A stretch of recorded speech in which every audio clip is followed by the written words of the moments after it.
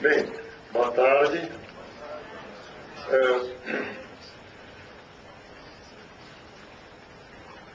Bom, eu quero dizer, antes de mais nada, que posso falar aqui no meio, porque eu não trouxe nenhuma transparência, nenhum PowerPoint.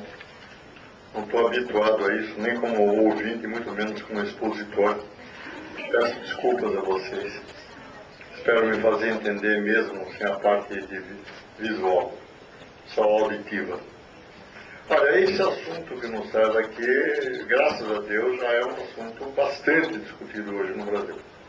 Creio que o Banco Central foi importante no sentido de ter colocado a questão do microcrédito, da inclusão social, da exclusão financeira, na verdade, é disso que se trata, em massa para a pauta de discussão, pelo menos da parte do governo,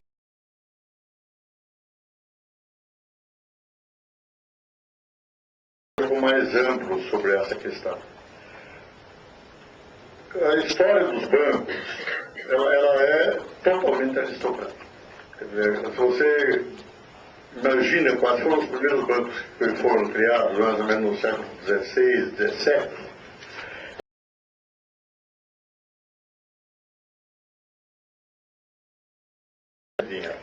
seja para casar as filhas de adote, se os dotes eram muito caros, para fazer guerras, também era preciso fazer frotas, exércitos, comprar armas e assim por diante. Então, o negócio bancário começa, na verdade, com as grandes casas.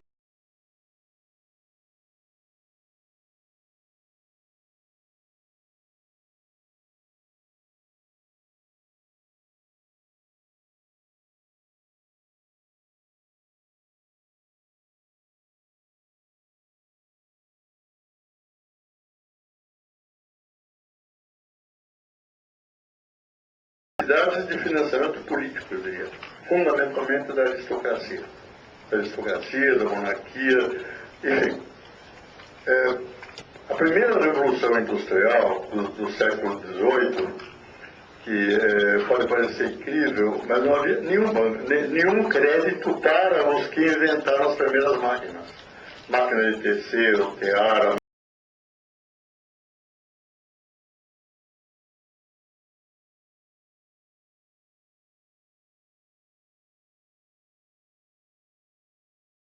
pequenininha e acumulavam lucros. Como os seus inventos eram realmente revolucionários, no sentido de oferecer um produto a um custo muito menor do que o produto artesanal, isso era possível.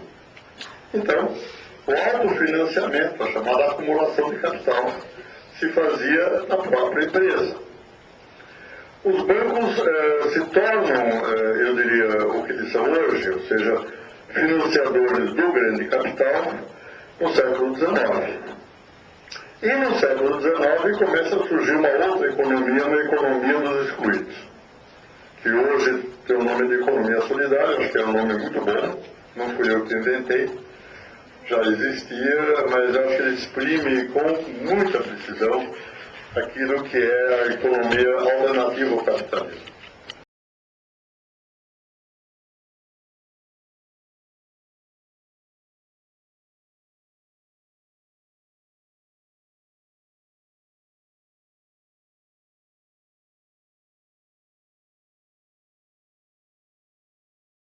Ajuda muito significa solidariedade.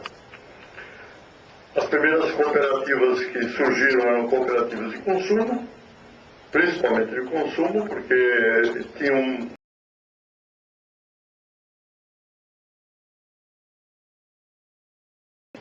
e esse proletariado não ganhava o suficiente para conseguir se alimentar e alimentar a família. E como é que eles viviam então? Comendo coisas falsificadas. Falsificava o seu leite, falsificava o pão.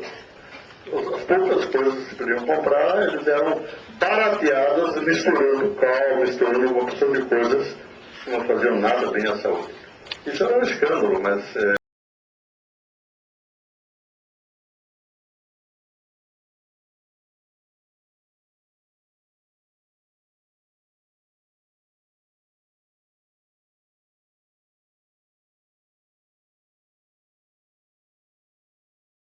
Ele fez fazer um moinho de trigo, para vender trigo não falsificado. E aí, segundo li, os operários, os clientes da cooperativa, que eram sócios também, né, reclamaram feio, porque ela tinha um outro gosto. O gosto que eles estavam acostumados não era aquele. Levou algum tempo para que eles fossem.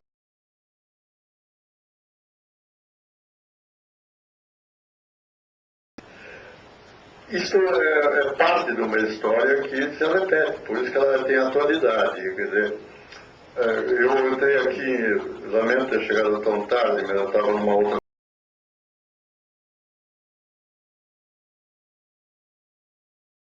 Do IPEA falando da falta de acesso aos serviços bancários. Acesso geográfico, né? A quantidade de agências por 1.000 quilômetros quadrados, por população e assim por diante. A minha impressão, eles têm toda a razão, existe, mas o que, digamos, não disse, mas era fundamental, é que os bancos privados, principalmente, visam lucro, são negócios. Eles não prestam o serviço público, isso é um engano, eles podem ser que prestam, mas na verdade não é. Eles prestam o serviço aos seus acionistas, aos seus proprietários. Eles não vão abrir agências que vão ficar as moscas. Porque pobre não entra em banco privado. Aliás, nem em banco público. Infelizmente, nossos bancos públicos, na gestão anterior, presidencial, foram de certa forma privatizados. Foram colocados como bancos que têm que produzir lucros. Isso mudou. Mudou o Banco do Brasil, mudou a Caixa Econômica e assim por diante. Então, quando eu abri uma conta uma vez,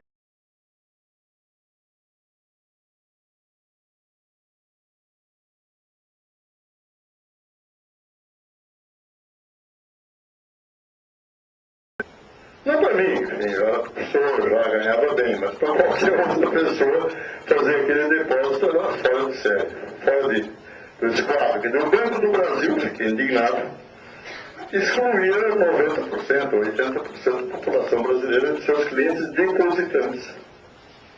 E a mesma coisa, Caixa Econômica e assim por diante. Então, banco não foi feito para pobre. E há resoluções hoje no Brasil do Conselho Monetário Nacional, e aí não há nenhuma crítica, mas entendam bem do que eu estou falando, que obriga os bancos, inclusive os privados, a só emprestar contra garantias. Ou seja, se o gerente, o seu diretor, concede empréstimo sem garantias, ele pode ser processado por gestão temerária e se houver prejuízo na empresa, ele pode ser condenado a pagar do próprio bolso o prejuízo que causou.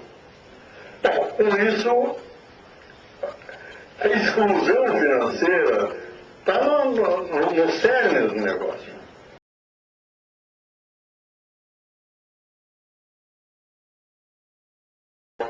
Tentaram fazer, e alguns conseguiram, carteiras de microcrédito também, que eu não estou tentando criticá-los, está na lógica deles. Por isso que eu sou contra o banco privado. Depois dessa crise financeira internacional, que levou o mundo à breca, ou quase levou, e agora estão levando de novo, não tem sentido um serviço público dessa importância, que é fornecer meios de pagamento, ser objeto de lucro. Essa é uma posição há algum tempo que eu tenho, eu não sou o único hoje, cada vez mais se percebe de que a especulação financeira é péssima, é uma coisa parasitária para o conjunto da população que não participa diretamente disso. E especular com o nosso dinheiro, com a nossa poupança, que não tem outro lugar para colocar, não ser no banco mesmo, é um absurdo. Então hoje o Obama está começando a se convencer disso, o presidente da França, enfim, a Alemanha, a Merkel, hoje não é mais uma coisa tão heterodoxa assim. O que eu quero chamar a atenção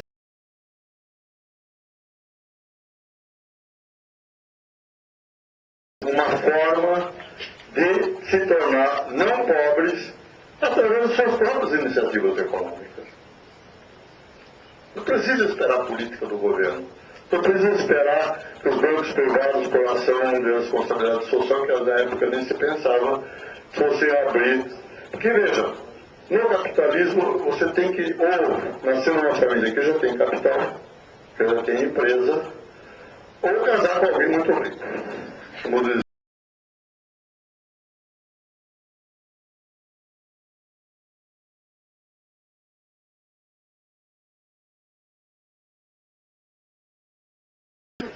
Enfim, falando sério, as cooperativas de crédito é a resposta. É uma resposta que funciona. Efetivamente funciona. Quer dizer, se um pobre não tem a menor chance de conseguir alguma coisa, porque não tem nada mesmo, que ele pode oferecer de garantia ridículo, 500 pobres é outra coisa. Então foi isso, a origem das cooperativas de crédito foi na Alemanha, tanto para a cidade, os artesãos, como para o campo, os pequenos agricultores, eles se juntaram e abriram mão da responsabilidade limitada. Então, se a cooperativa tem prejuízo, quebra alguma coisa, os sócios pagam no seu bolso o prejuízo. E com isso conseguiram efetivamente algum crédito no mercado financeiro. Porque coletivamente eles mereciam crédito, tinham credibilidade. A partir de um certo momento, esse é o ponto fundamental aqui, as cooperativas passaram efetivamente a ter muito dinheiro. Por quê? Porque os seus sócios melhoraram de vida, graças a elas também, e graças às outras cooperativas de produção, de compra e venda.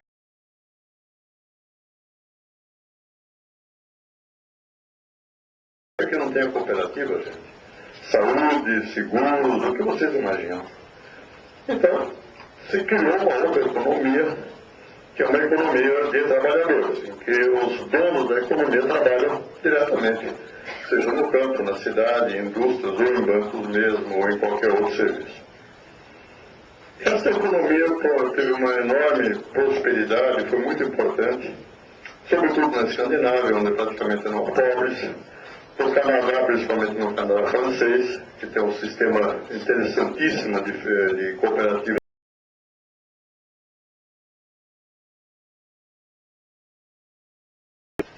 Hoje o sistema, em grande parte, não quero generalizar, mas em muitos países, está em crise. A crise não é financeira, é uma crise de identidade, na verdade. Com, digamos, a concentração do capital financeiro, a criação de bancos gigantescos, inclusive multinacionais, com redes de milhares e milhares de agências que hoje vão fechar todas, porque você pode fazer isso pela internet muito mais barato. E todo mundo vai ter acesso à internet, mais dia menos dia. O governo brasileiro está implementando muito, sem barulho, o programa de um computador por criança. Isso é fundamental. O único país do mundo que conseguiu chegar lá, um país pequenininho, é o Uruguai. Causou uma revolução lá. Porque, como todo país que tem muita pobreza é dividido, há uma boa parte dos brasileiros que não tem acesso nenhum, porque não tem dinheiro, também não tem a instrução necessária e assim por diante.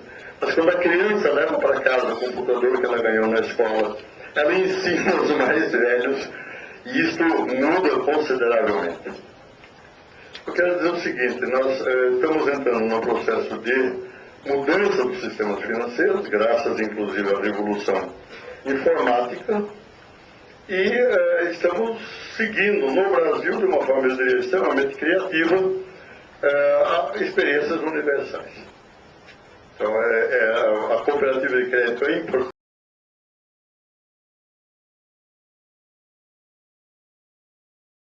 E o banco comunitário. Acho que é um ponto importante. Geralmente a cooperativa é profissional. É uma cooperativa de agricultores, uma cooperativa de, sei lá, de produtores, de artesãos, enfim, de redes de agentes econômicos. Não é obrigado. Pode haver cooperativas que tipo, o banco aceita qualquer pessoa que entra. Mas é falso isso. Quer dizer, o sujeito entra para, sei lá, fazer um depósito e vira sócio da cooperativa. A forma autêntica da autogestão não é assim que se procede. As pessoas entram porque conhecem, são conhecidas, passam geralmente por um estágio, quando é uma cooperativa de produção, Você começa sendo assalariado por 1 ou 2 anos, depois você vê se quer ficar mesmo, se a cooperativa te quer. Então essas cooperativas de crédito abertas totalmente e que competem com os bancos, tem que ter escala, acabam ficando parecido com os bancos privados. Isto hoje é conhecido e está dando objeto de muita briga, por exemplo, na França, em que você tem simplesmente cooperativas de crédito que tem 5 milhões de sócios. Eu quero ver quem é que faz autogestão com 5 milhões de pessoas. Eu estou tentando ser o mais brutalmente honesto possível, porque é isso que precisa ser. Senão não há mágica. Qual é a grande contribuição do Banco Comunitário? Começando com Palmas, mas também o Banco Bem e tantos outros que nós estamos agora desenvolvendo no Brasil. Uma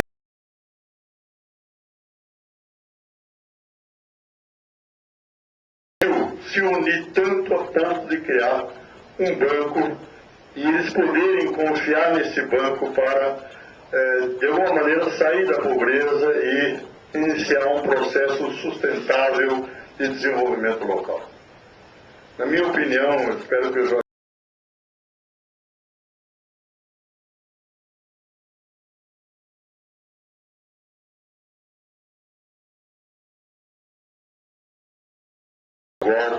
em muitas outras áreas do país, o banco comunitário é diferente de uma cooperativa porque são as pessoas, é um banco territorial, correto?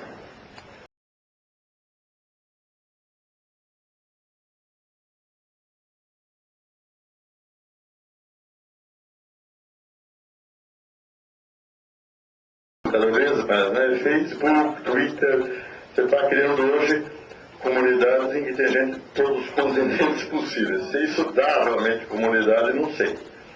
A nossa experiência concreta é que comunidade é gente vizinha, gente que se ajuda, gente que se conhece, gente que é parentada porque os filhos casam. E isto cria, isso eu desde o começo. A cooperativa de crédito não exige nenhuma garantia.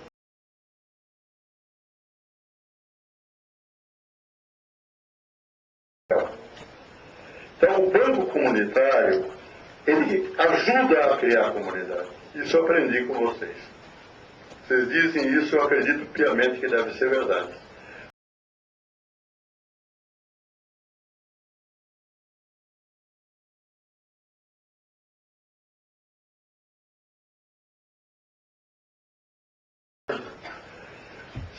Ter vida comunitária custa tempo. Você tem que se dedicar, alguns pelo menos têm que se dedicar e muito. Se isso não traz nenhum retorno, provavelmente não vai dar certo. Para as comunidades pobres, e são inúmeras no Brasil, a comunidade deve ser, entre outras coisas, é claro, um lugar em que se pode sair da miséria, que se pode se ajudar financeira e economicamente, e que pela associação se pode criar uma economia diferente. Não só uma economia que, digamos, reduz as diferenças, mas muito mais do que isso. Uma economia em que ninguém é subordinado. Eu acho que o maior mérito da economia solidária é que lá ninguém obedece, porque ninguém manda. Gente, não há hierarquia no nosso empreendimento. Se houver, não é um empreendimento de economia solidária. Pode se chamar como quiser. Tudo se resolve em assembleia, todo mundo tem direito à voz, ao mesmo voto, correto? E os que têm cargos, porque entre uma assembleia e outra tem que haver gente que se encarrega de certas coisas, de coordenar certas atividades, eles são eleitos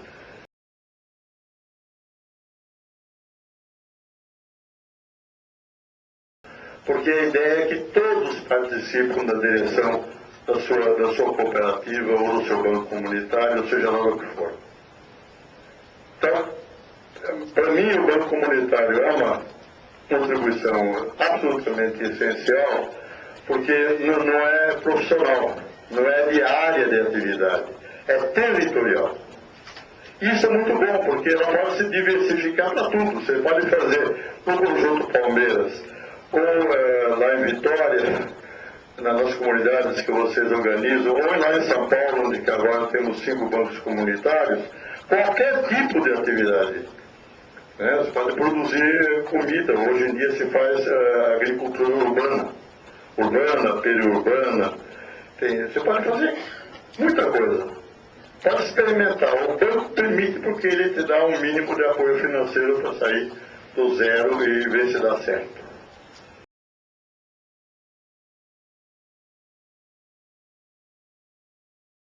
Há não muitas semanas atrás, uma conferência sobre finanças solidárias, que é o mesmo tema aqui. E eu estive lá e me deram por encargo coordenar uma mesa em que tinha os fundos solidários rotativos.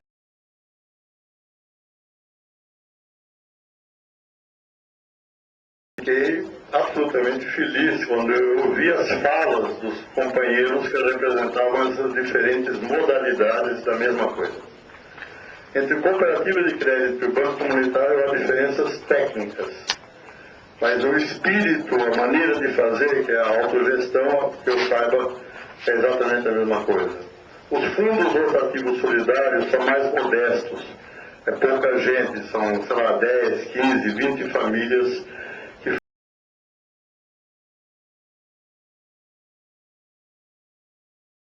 que são pobres, mas que permitem a algum deles comprar mais algumas cabras ou fazer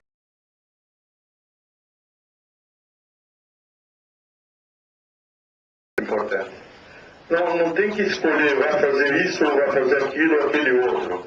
O que eu pedi na minha fala é que essas formas, essas modalidades de finanças solidárias se ajudam mutuamente. Porque isso vai fortalecer todos. Em finanças, a colaboração financeira é fundamental. Pode haver um momento em que, sei lá, fundos solidários precisariam de mais dinheiro e que, porque tem uma oportunidade de desenvolver mais atividades, seja lá onde for, e é possível que,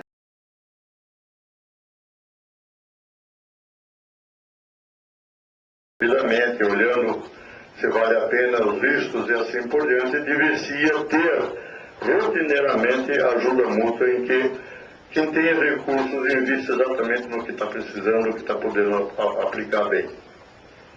E aproximar essas instituições de finanças solidárias, como em Palmas eu já sei que se faz, com as outras modalidades de economia solidária, que são as produtivas e de consumo.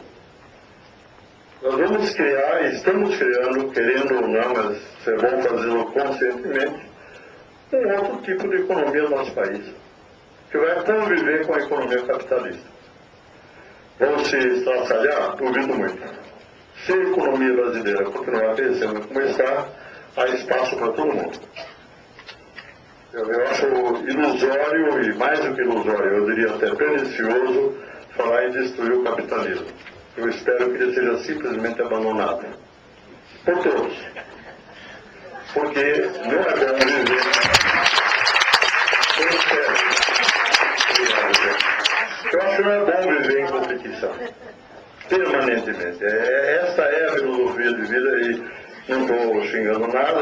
Os capitalistas pensam assim mesmo de que a vida é de luta entre fortes e fracos.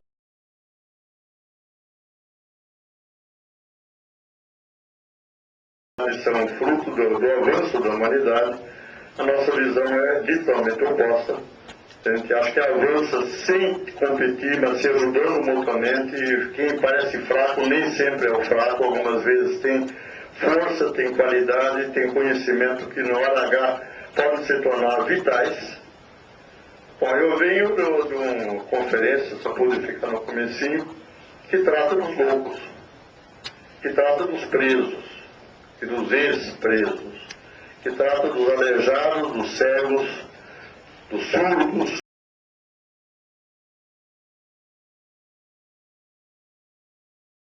Eu recebi um monte de coisas. Isso é uma coisa que eu adoro.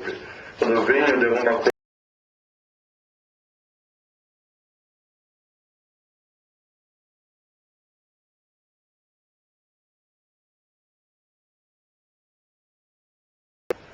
belíssimas. belíssimas. Uma delas chama-se Arte Insensata. É insensato mesmo, mas é muito bonito. Eu quero dizer isso a vocês.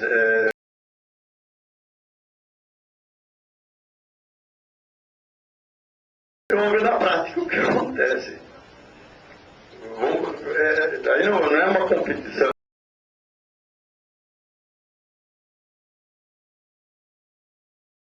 Existe em que empreendimentos capitalistas apoiam a economia solidária. Vou dar um exemplo concreto, chamados consulados da mulher. O consulado vem do cônsul, aquela geladeira.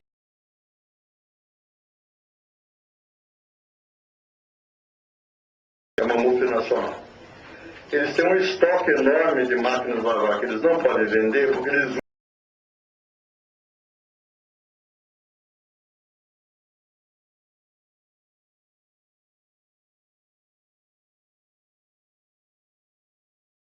incubarmos empreendimentos cooperativos de mulheres pobres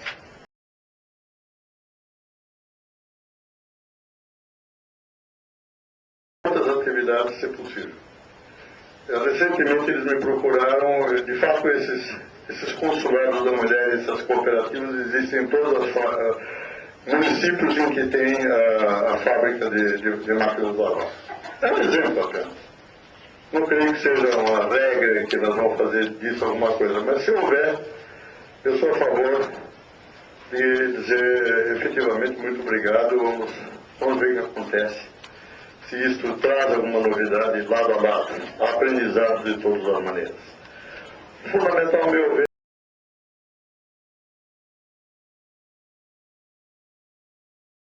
é um passo à frente, não é o único, não é o primeiro também, mas no que se refere à moeda social.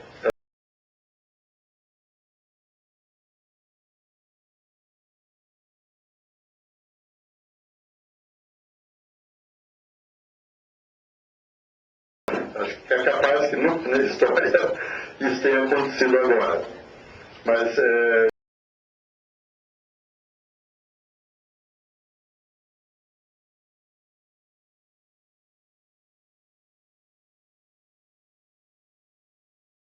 se usam moeda social, mas infelizmente é uma estrutura tão grande que fraude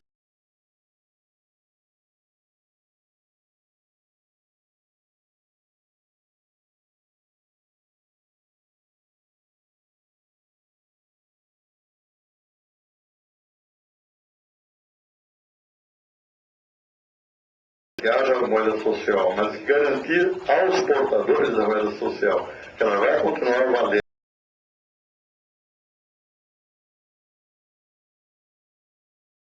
Porque nós temos um sistema transparente em que as moedas sociais sejam garantidas por algum tipo de supervisão. Enfim, temos que inventar como é que a gente faz isso sem interferir indevidamente naquilo que a autogestão tem que fazer e tem que resolver.